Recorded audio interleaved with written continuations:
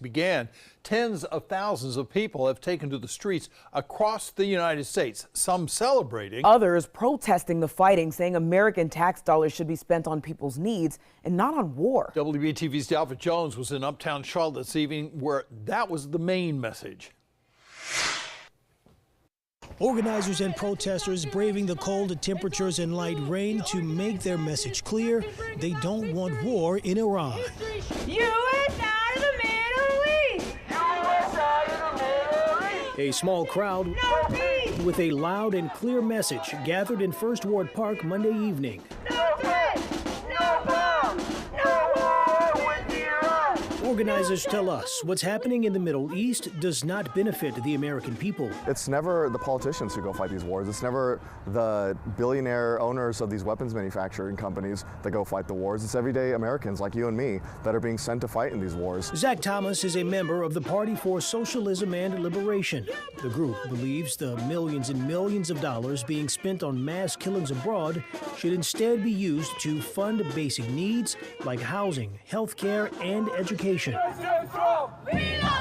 There have also been numerous demonstrations celebrating the military's action in Iran over the last few days, with some people saying the strikes give them new hope for the future of Iran and its people.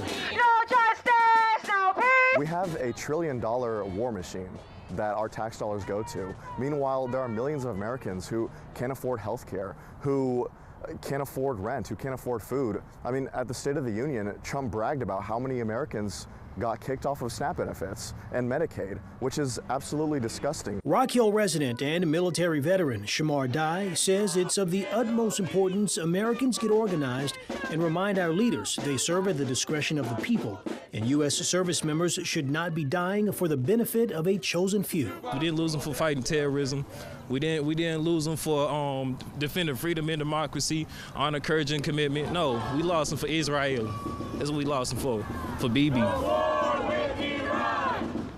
And as the president estimates this conflict could continue for weeks, party members say they'll continue to speak up as long as it takes. In uptown Charlotte, Dalford Jones, WBTV on your side. Dalford, thank you. We'll continue to stay on top of the ongoing conflict in Iran and bring you any and all updates here on WBTV and, of course, on WBTV.com.